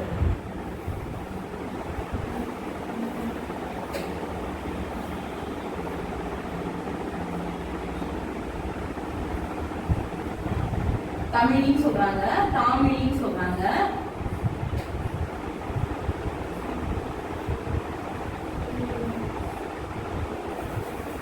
இது எழுதி வச்சுதான்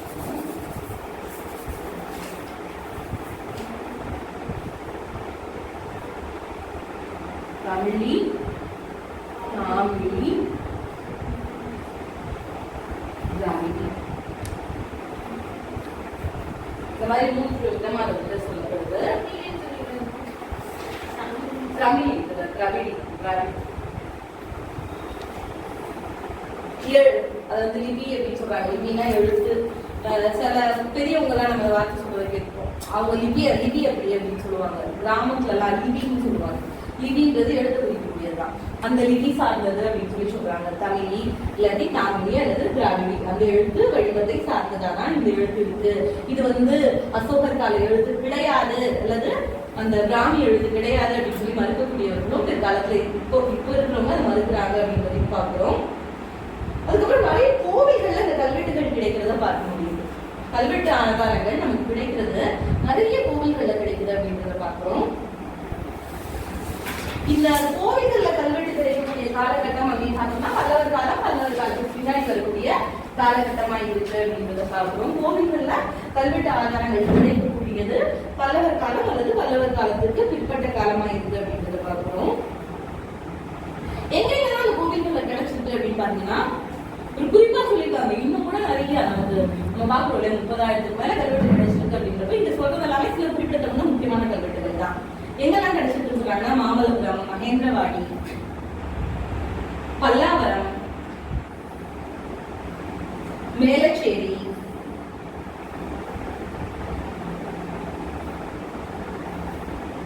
மண்டபப்பட்டு, மேலச்சேரி,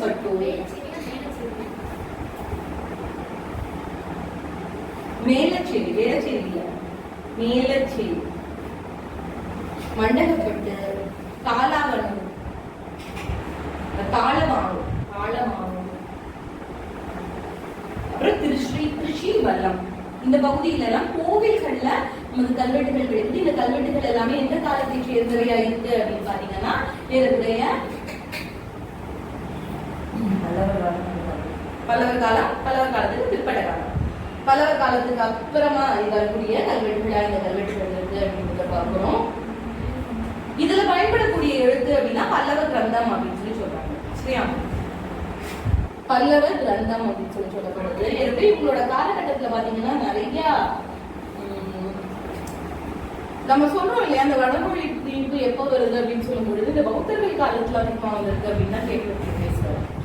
அவங்களோட காலகட்டத்துல அந்த எழுத்து முறையில மாற்றங்கள் வந்தது. அது நம்ம சொல்றோம் இல்லையா, மணிப்பிரவாள நடை அப்படின்றது வந்ததே வந்து இந்த பௌத்தர்களோட காலகட்டமான பல்லவர்களோட காலகட்டத்துல. அப்போ வந்து தொடக்க காலத்துல அது பயங்கரமா எதிர்க்கப்படுது. நம்ம பக்தி இலக்கியங்கள்லயே வந்து இந்த தமிழோட பிற மொழி கலப்பது அப்படிங்கிறது குறிப்பா வந்து சைவர்களுடைய பாடல்ல நிறையவே பார்க்க முடியும். ஆனா அதுக்கப்புறம் காலம் போக போக போக அதை வந்து எல்லாருமே உள்வாங்க ஆரம்பிக்கும் பொழுது கொஞ்சம் கொஞ்சமா நாளாக என்ன ஆகுதுன்னா ஒரு நல்ல மொழி அப்படின்றது ஒரு நல்ல தேர்ந்த மொழி, ஒரு இலக்கிய தரம் வாய்ந்த மொழின்றதே வந்து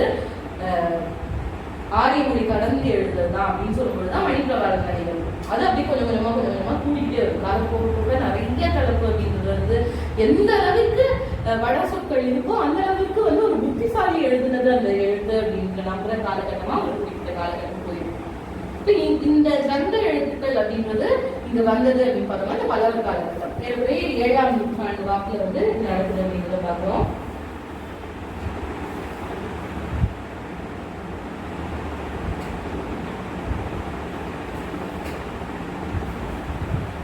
ராஜசிம்மன் கல்வெட்டு அப்படின்னு சொல்லி ஒரு கல்வெட்டு நமக்கு கிடைக்குது. ராஜசிம்ம பல்லவனுடைய கல்வெட்டு தான், பல்லவர் கால கல்வெட்டு. அந்த கல்வெட்டுல நீங்க கேட்டீங்களா தேவநாகரி பத்தி, தேவநாகரி எழுத்தும் அதே மாதிரி கிரந்த எழுத்தும் கலந்ததா அந்த கல்வெட்டு இயற்றப்பட்டிருக்கு அப்படின்றத பார்க்கலாம்.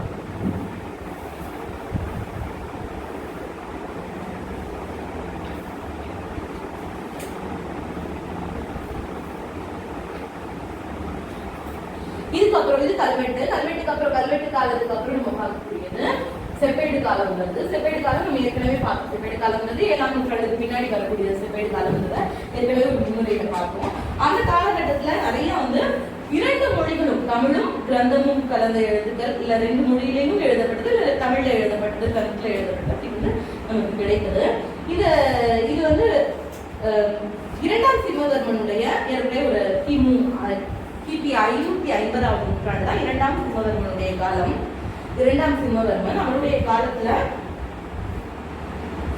550 பல்லன் கோயில் அப்படின்னு சொல்லி பல்லன் கோவில்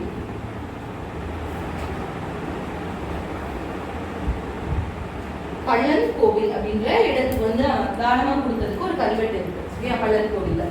அங்க தான் முதலில் தமிழும் வடமொழியும் கலந்த கல்வெட்டு கிடைக்கக்கூடிய இடம். 2ஆம் சிம்மவர்மனுடைய காலம் கிபி 550ஆவது ஆண்டு. இந்த காலகட்டம் தான் நமக்கு முதலில் தமிழும் வடமொழியும் கலந்த எழுத்தாலான ரெண்டுமே மிக்ஸ் பண்ணி ரெண்டுமே கலந்து இருக்கக்கூடிய எழுத்தாலான செப்பேடா இந்த செப்பேடு தான் நமக்கு கிடைக்குது அப்படின்றத பாக்குறோம்.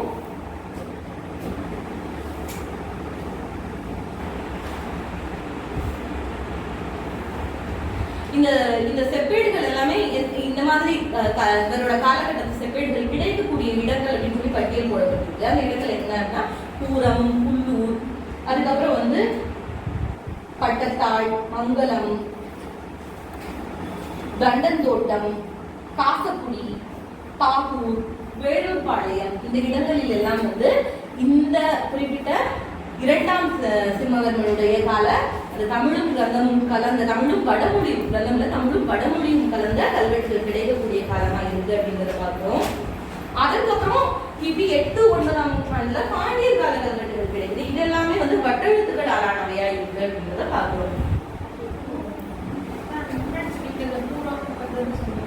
அந்த ஊர் பேர் சொல்லலாம்.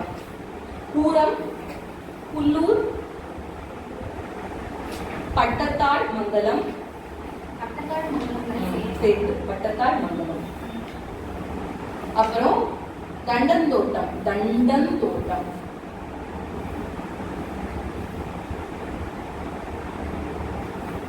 காசக்குடி, பாகூர்,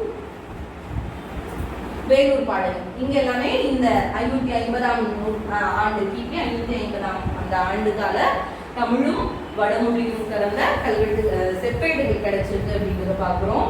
அதற்கு அப்புறம் அப்படின்னு பார்க்கும் பொழுது நமக்கு பாண்டிய சோழர் கால செப்பேடுகள் கிடைக்குது. இந்த செப்பேடுகள் கிடைக்கக்கூடிய காலம் கிபி 8-9ஆம் நூற்றாண்டா இருக்கு. இதுல பயன்படுத்தப்பட்ட எழுத்துக்கள் எல்லாமே வந்து மற்ற எழுத்துக்களா இருக்கு அப்படின்றத பார்க்கிறோம்.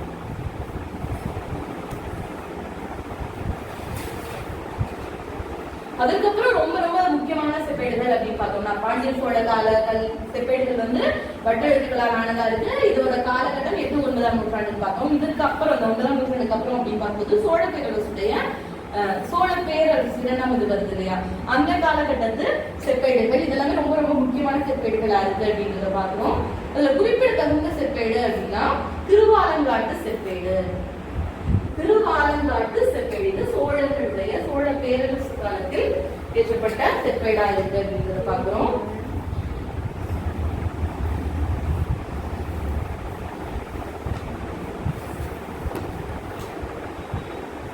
இந்த செப்பேடுகள்ல என்னெல்லாம் இருக்கும், செப்பேடு அப்படின்னு நம்ம சொல்லிட்டே இருக்கோம். செப்பேடுல என்ன இருக்கும், செப்பேடு மூலமா நமக்கு வரலாறு தெரியுதுன்னு சொல்றோம். அதுல என்ன இருக்கும் அப்படின்னு பார்த்தோம்னா செப்பேடு அப்படின்றது ஒரு வாழ்த்துப்பாவோட ஒரு இலக்கிய மாதிரி தான் செப்பேடுங்கிறது. வாழ்த்துப்பாவோட தொடங்கி இப்போ ஒரு மன்னன், அந்த மன்னனை சொல்றோம் அப்படின்னா அந்த மன்னனுக்கு முன்னோர்கள்லாம் யாரு, அவனுடைய ஆட்சி திறன் என்ன, இது எல்லாத்தையும் பேசக்கூடியதா இருக்கும்.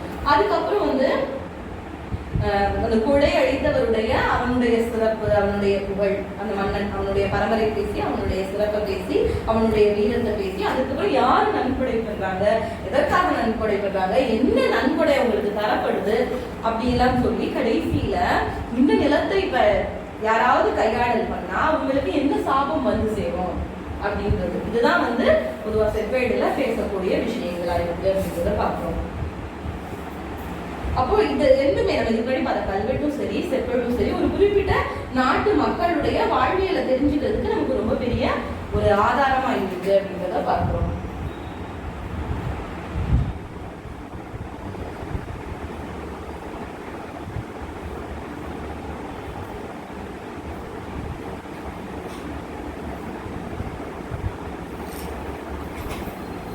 இந்த கல்வெட்டுல வந்து வேற என்னெல்லாம் விஷயங்கள், ஒரு மன்னனுடைய சிறப்பு, மன்னனுடைய புகழ் அது மட்டும் தான் பேசப்படுதா அப்படின்னா இல்ல. ஒரு கோவில் இருக்கு அப்படின்னா அந்த கோவிலுக்கு நிலம் கொடுத்தவர்கள் இல்லையா. இன்னைக்கு நம்ம கல்லூரிகள்லாம் சில கல்லூரிலாம் போனோம்னா வரிசையா பேரா அடிச்சிருப்பாங்க. இவங்க 10,000 ரூபாய், இவங்க 20,000 ரூபாய், இவங்க 25,000 அப்படின்னு சொல்லிட்டு வெறும் பேரா இருக்கும். அந்த மாதிரி வந்து யாரெல்லாம் கொடையளித்தார்கள் அப்படின்றது இருக்கும். அதுக்கப்புறம் முக்கியமான விஷயம், அந்த கோவில்ல என்னெல்லாம் இருக்கு, அந்த கோவில்ல என்னெல்லாம் நகை இருக்கு, நகையோட அளவு என்ன, இந்த விவரங்களும் கூட வந்து கோவில்கள்ல இருக்கக்கூடிய கல்வெட்டுகள் இருக்கும். அதனாலதான் கோவில்கள்ல நிறைய கல்வெட்டு இருக்குது. ஏன்னா கோவிலுக்கு நிறைய பேர் கொடை கொடுப்பாங்க, கோவில் கட்டுறதுக்கு நிறைய பேர் உதவி இருப்பாங்க. சில கோவில்கள்ல யாரெல்லாம் அந்த கோவிலை கட்டுறதுக்கு உதவுனாங்க, இந்த கட்டுமான பணியில இருந்தவங்க அவங்க பேர் கூட இருக்கும். அப்படி வந்து உதவுனவங்க பேரு, அதுக்கப்புறம் வந்து இந்த பொருட்கள் எல்லாம் என்ன இருக்கு அந்த கோவில்ல, இந்த விஷயங்கள் எல்லாம் பேசுறதுனால அங்க வந்து வேலை பார்க்கிறவங்க அலுவலர்கள் யாராவது இருக்காங்க உங்களுக்கு, இந்த விஷயங்கள்லாம் பேசுறதுனால கோவில்கள்ல நிறைய கல்வெட்டுகள் இருக்குது. கோவில் கல்வெட்டுகள் அப்படின்றது நம்ம நினைக்கிற மாதிரி இங்கதான் இருக்கும், அப்படி ஒரு இடத்துல மட்டும் இருக்கும். சுற்றுச்சுவர்கள் இருக்கும், கீழே இருக்கும், நீங்க சொன்னீங்களா நடக்கிற வழியில இருந்துச்சுட்டு கீழே இருக்கும், எல்லா இடங்கள்லயும் அவங்க அது வந்து கல்லாலான ஒரு இதா இருக்கும். அதுல வந்து இப்படி ஒரு குறிப்பிட்ட வரலாற்று நிகழ்வு நடக்கையில அதை வந்து செதுக்கி வைக்கிறது, இதுதான் வரது. இதுக்குன்னு தனியா ஒரு இதை கொண்டு போய் பொறிக்கிறதுன்னு கிடையாது. அங்க இருக்கக்கூடிய கற்கள்ல அவங்க வந்து விஷயங்களை பதிச்சு வச்சிருக்காங்க. இப்படி பெயிண்ட் வச்சு எழுதுறாங்க, சில கோயிலாம் சுத்தி சுத்தி எழுதிருப்பாங்க, அந்த மாதிரி பதிச்சு வச்சிருக்காங்க அப்படின்றத பார்க்கணும். இதுல வந்து இப்படி கோவில்களை கிடைக்கக்கூடிய கல்வெட்டுல ரொம்ப முக்கியமான ரொம்ப முக்கியமான ஒரு கல்வெட்டு அப்படின்னு பாத்தீங்கன்னா குடுமியான் மலை, குடுமியான் புதுக்கோட்டையில இருக்கக்கூடிய குடுமியான் மலை, அந்த இருக்கக்கூடிய கல்வெட்டு ரொம்ப முக்கியமானது. ஏன் அப்படின்னா அந்த கல்வெட்டு பேசுற விஷயம் என்னன்னா அது வந்து ஒரு இசை பத்தின ஒரு கட்டுரையா இருக்கு.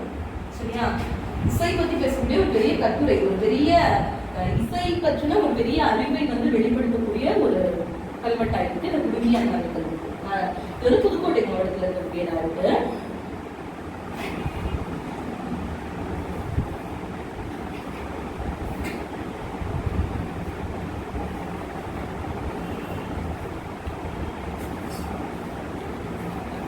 இதை தாண்டி வந்து சில நிகழ்வு, இப்போ நம்ம என்னெல்லாம் பார்த்துக்கோம், ஒரு அரசனோட சிறப்பு சொல்றதுக்கு கல்வெட்டு பதிக்கப்படுது, போர் சிறப்பு சொல்றதுக்கு கல்வெட்டு பதிக்கப்படுது.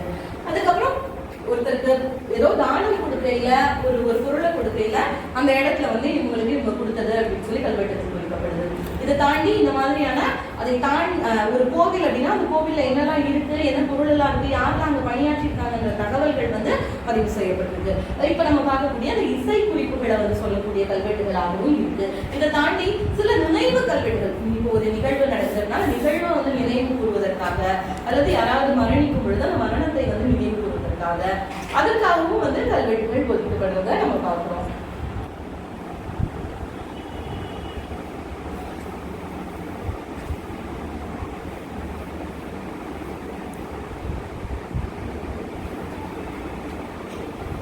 இந்த கலங்கரை காலத்தை தொடர்ந்து வரக்கூடிய இந்த பல்லவர் காலகட்டம், கலங்கரை காலம் பார்த்தோம், அதுக்கப்புறம் பல்லவர் காலகட்டம். இந்த பல்லவர் காலகட்டத்துல வந்து இந்த கல்வெட்டுகள் செப்பேடுகள் இதை தாண்டி நம்ம வந்து அந்த காலகட்ட சமூகத்தை அறிவதற்கு ரொம்ப முக்கியமானதா இருக்கக்கூடியது 4000 திவ்ய பிரபந்தம், திருமுறைகள், இதெல்லாமும் கூட அந்த காலகட்ட மக்களுடைய வாழ்க்கையை தெரிஞ்சுக்கிறதுக்கு நமக்கு ஒரு முக்கியமான விஷயங்களா இருக்கு அப்படின்றத பார்க்கிறோம். இதை தாண்டி இந்த குறிப்பிட்ட காலத்துல வந்து சிற்பங்கள் எல்லாமே உருவாக ஆரம்பிச்சு, சுவர் ஓவியங்கள், சிற்பங்களும் கூட உருவாக ஆரம்பிச்ச காலமா இந்த காலகட்டம் இருக்கு அப்படின்றத பார்க்கிறோம்.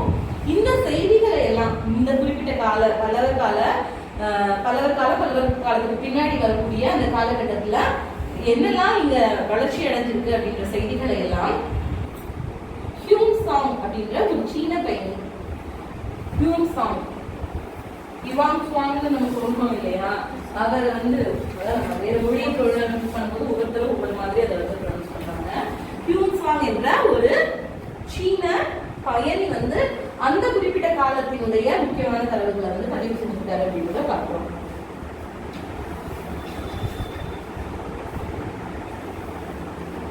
அப்புறம் இந்த பாண்டிய காலம், சோழ காலம் வரும்பொழுது இந்த காலகட்டம் ஒவ்வொரு காலமும் வளர வளர நமக்கு கிடைக்கக்கூடிய தரவுகள் அப்படின்றது அதிகமாகிக்கிட்டே தானே போகும். அப்படி இந்த காலகட்டத்திலையும் நிறைய தரவுகள் நமக்கு கிடைக்குது அப்படின்றத பார்க்கிறோம்.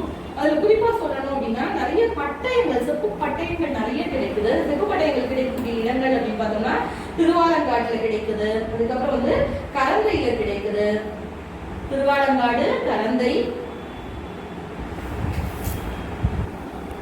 சாரலா, இந்த இடங்கள்லாம் நிறைய செப்பு பட்டயங்கள் கிடைக்குது. கிடைக்குது அப்படின்றத பாக்குறோம்.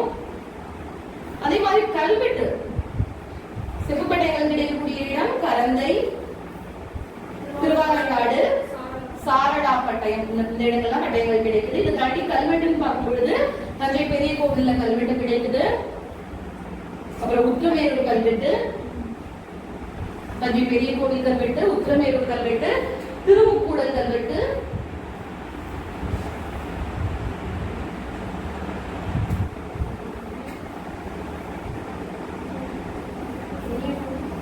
அப்புறம் திருவொற்றியூர் என்னப்பா திருமுக்கூடல் கல்வெட்டு, திருவொற்றியூர் கல்வெட்டு, உத்திரமேரூர் கல்வெட்டு, திருவொற்றியூர் திருவொற்றியூர் திருவொற்றியூர் எழுதுறாரு திருவொற்றியூர் கல்வெட்டு. இது எல்லாமே வந்து இந்த குறிப்பிட்ட சோழர்கள் பாண்டியர்களுக்காக கல்வெட்டுகள்ல ரொம்ப குறிப்பிடத்தக்கவையா இருக்கு அப்படிங்கிறத பார்க்கணும். இந்த கல்வெட்டுகள் வந்து இங்க தமிழகத்துல கிடைக்கிற கல்வெட்டுகள் இதெல்லாம் இந்த தமிழகத்துல மட்டும் இந்த காலகட்டத்திற்குரிய கல்வெட்டுகள் நமக்கு கிடைக்கல. இதை தாண்டி நமக்கு வந்து சுமத்ரா தீவு, ஏன்னா நமக்கு தெரியும் இல்லையா, பாண்டியர்கள் சோழர்கள் குறிப்பா வந்து கடல் கடந்து போனது, நிறைய நாடுகளை பிடித்தது நமக்கு தெரியும். அப்படி சுமத்ரா தீவு,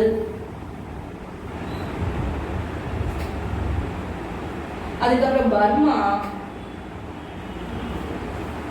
சிங்களம்,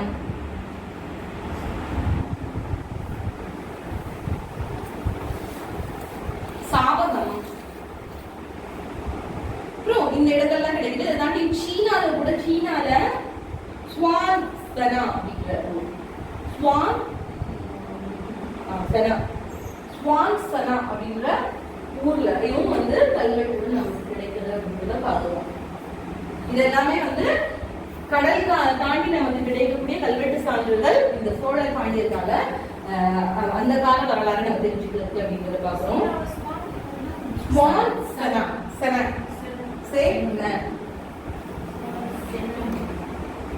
ஜே கிடையாது, சேதா சாதா சே.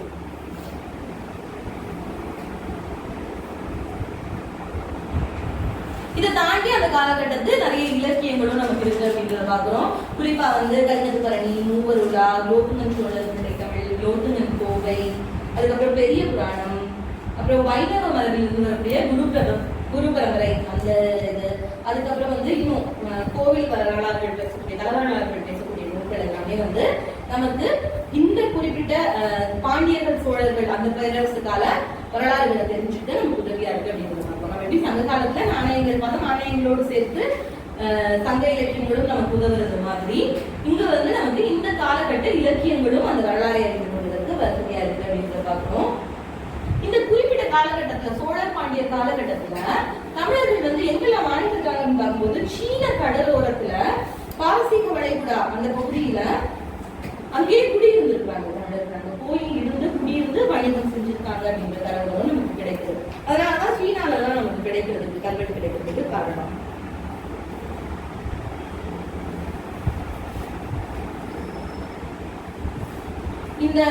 இந்த கடல் கடந்த குறிப்புகள்லாம் வந்து ராஜராஜ சோழன் முதலாம் லோகும சோழன் கால குறிப்புகளா இருக்கு அப்படின்றத பார்க்க முடியுது. ராஜராஜ சோழன் முதலாம் லோகும சோழன் இந்த காலகட்டத்துல, அதாவது இந்த கடல் கடந்த குறிப்பா சீன பகுதியில கிடைக்கக்கூடிய கல்வெட்டுகள் வந்து அந்த காலகட்டத்தை சேர்ந்ததையா இருக்கு அப்படின்றத பார்க்கிறோம்.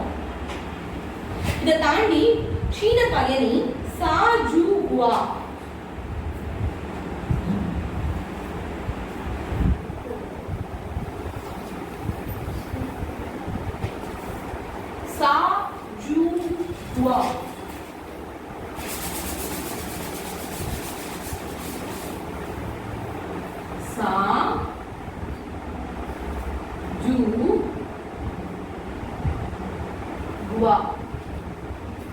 இவர் வந்து 1225 அவர் எழுதிக்கக்கூடிய நூலும் வந்து இதை மீட்டிக்கிற மாதிரி இந்த காலகட்டம் எப்படி இருந்தது, இந்த காலகட்டத்துல கடல் கடந்து சோழர்களுக்கான அந்த உறவு எப்படி இருந்தது அது தெரிஞ்சுக்கிறதுக்கும் நமக்கு வசதியா இருக்கு அப்படின்றத பார்க்கிறோம். அதே மாதிரி சிங்கள வரலாற்று நூலான மகாவம்சம், அந்த மகாவம்சமும் கூட சோழர்களுடைய அந்த கடல் கடந்த உறவுகளை பேசக்கூடியதா இருக்கு அப்படின்றத பார்க்கிறோம். மகாவம்சம் அதே மாதிரி 1293 வருஷம் 1293 3வது வருஷம். அந்த வருஷம் தான் மார்க்கோ போலோ, வெனிஸ் நகர பயணி படிக்கிறவங்க மார்க்கோ போலோ வந்த காலகட்டம். அவருடைய குறிப்புகள் மூலமாகவும் நம்ம இந்த விஷயங்கள் எல்லாம் தெரிஞ்சுக்க முடியுது. இந்த பகுதியில் நம்ம என்ன பார்த்திருக்கோம், நமக்கு கல்வெட்டு சான்றுகள், பட்டய சான்றுகள் என்ன கிடைக்குதுன்றத பார்த்திருக்கோம். அதை தாண்டி இலக்கிய சான்றுகள் பார்த்திருக்கோம். அதையும் தாண்டி வேறு நாட்டுல என்ன கல்வெட்டு எல்லாம் கிடைக்குது, வேறு நாட்டு பயணிகளோட குறிப்புகள் எல்லாம் சொல்லுது அப்படின்றதெல்லாம் பார்த்திருக்கோம். வேற நாட்டு பயணிகள் சொல்லும் பொழுது ஒரு சீன பயணி பார்த்தோம். அவர் பேர் என்ன, சாஜு புவா. இவர் வந்து 1225ஆம் ஆண்டு அவருடைய தகவலை பார்க்கிறோம். அதே மாதிரி மார்க்கோ போலோ இவர் வந்து வெனிஸ் நகரத்திலிருந்து வந்தவர். இவர் வந்து 1293ஆவது ஆண்டு அந்த அவர் கொடுத்த 1293வது ஆண்டு. அந்த ஆண்டில் வந்து தரக்கூடிய அவர் வந்து தென்னிந்தியாவை பற்றி சொல்லக்கூடிய விஷயங்களையும் நமக்கு இந்த தரவுகள் கிடைக்குது அப்படின்றத பார்க்கிறோம். இதை தாண்டி நாணயங்கள் நமக்கு எப்பயுமே கிடைக்கிற மாதிரி நிறைய நாணயங்களும் கிடைச்சிருக்கு. நாணயங்கள் உத்தம சோழன், அதுக்கப்புறம் 2ஆம் ஆதித்தன்,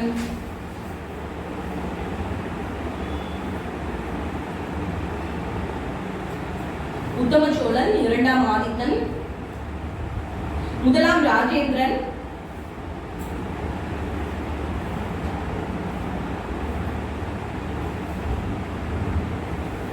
இந்த சோழ மன்னர்களுடைய காலத்து நாணயங்களா இவை இருக்கு அப்படின்றத பாக்குறோம். அதே மாதிரி கோவில்கள் ரொம்ப ரொம்ப ரொம்ப அதிகமாய் பெருகியதும் இந்த சோழர்கள் பாண்டியர்களுடைய காலகட்டமாக தான் இருக்கு. நிறைய கோவில்கள், அதே மாதிரி நிறைய கலைகளுக்கு முக்கியத்துவம் கொடுக்குறாங்க, நிறைய சிற்பங்கள் வருது. அந்த காலகட்டமாகவும் உங்களோட காலகட்டம் இருக்கு. இது எல்லாமே நம்ம தெரிஞ்சுக்கிறதுக்கு உதவியக்கூடியதா இருக்கு. அதுக்கப்புறம் வரக்கூடியது மத்திய காலம்னு சொல்றோம். மத்திய காலம்ன்றது இடைக்காலம்னு சொல்றோம் இல்லையா, அந்த சிற்றரசர்கள் பெறுகிறது, அப்புறம் நாயக்கர்களோட வருகை, அதெல்லாமே இந்த குறிப்பிட்ட காலகட்டமா இருக்கு. இந்த காலகட்டத்தை வந்து விஜயநகர எழுச்சி, பாண்டியர்களுடைய வீழ்ச்சி, அதுதான் வந்து இந்த காலகட்டத்தோட மையமாக இருக்கு அப்படின்றத பாக்குறோம். மதுரையில நாயக்கர் ஆட்சி இந்த காலகட்டத்துக்கு தான் வருது. இது வந்து மத்திய காலம் அப்படின்னு சொல்லி சொல்றோம். 12-13ஆம் நூற்றாண்டுக்கு முன்னாடி வரக்கூடியதா இருக்கு.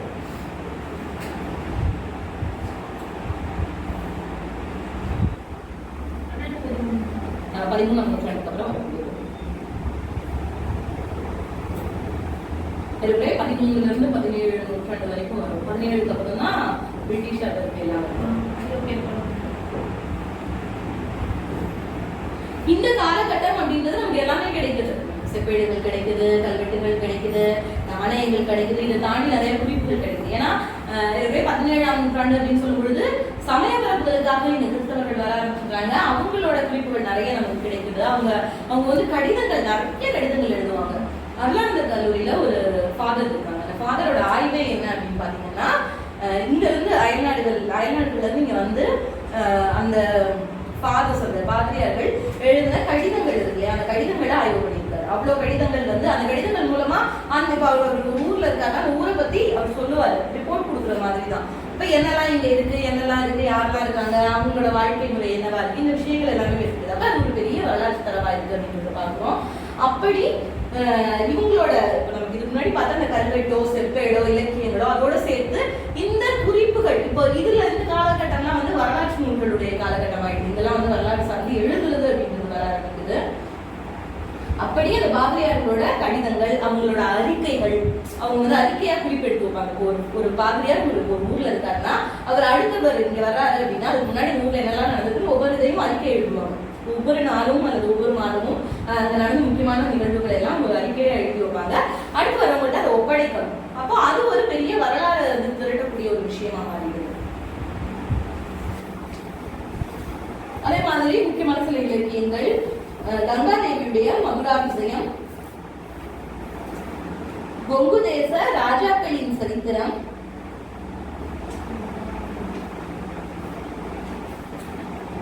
கங்காதேவியுடைய மதுராபிஷேகம், கொங்கு தேச ராசாக்களின் சரித்திரம், அதுக்கப்புறம் இபின் பத்துதா அப்படின்ற ஒரு இஸ்லாமிய பையன். இபின் பத்துதா, இவருடைய காலம் வந்து இபின் பத்துதா, கொங்கு தேச ராசாக்களின் சரித்திரம். இபின் பத்துதா அப்படின்ற ஒரு இஸ்லாமிய பயணி, அவர் வந்து அந்த பயணம் செய்து அந்த அனுபவத்தை எழுதக்கூடிய அந்த பயண குறிப்பு இவர் வந்து பயணம் செய்த ஆண்டு அப்படின்னு பார்த்தோம்னா 1304 ஆண்டுல இருந்து 1378 அவரோட காலகட்டம். அவர் பேர் என்ன சொன்னீங்க? இபின் பத்துதா. பத்துதா அது வேற மாதிரி இருந்திருக்கும், நம்ம தமிழ் படிக்கும்போது பத்துதாவா இருக்கும். பத்துதா அந்த மாதிரி இருக்கும். காலம் 1304 இருந்து 1378 அவரோட காலகட்டம். அந்த காலகட்டத்தை சேர்ந்தவர் தான் இந்த இபின் பத்துதான்ற இஸ்லாமிய பயணி, முஸ்லிம் பயணி. இவர் வந்து எழுதி வைத்த அந்த பயண குறிப்புகள், இதுல இருந்தும் நம்ம அந்த காலகட்டத்துடைய வரலாற்றை அறிந்து கொள்ள முடிந்தது அப்படின்றத பார்க்கிறோம். இறுதிக்கு வந்துட்டோம்.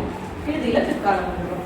பிற்காலம் அப்படின்னு சொல்லும் பொழுது பிற்காலத்துல கிழக்கிந்திய கம்பெனி இங்க வந்து கால் கொண்ட காலம் அந்த காலகட்டம் தான். அதனால வந்து அந்த காலத்துல நம்ம சொல்லவே வேண்டாம், நமக்கு இந்த செப்பேடு கல்வெட்டு அதெல்லாம் வந்து ரொம்ப அருக ஆரம்பிச்சிருக்கும். இந்த காலகட்டத்துல நிறைய வரலாற்று குறிப்புகளா ஆவணங்களா ஏன்னா ஆவணப்படுத்துதல் அப்படின்றது அதிகமாயிடுது அந்த காலகட்டம்.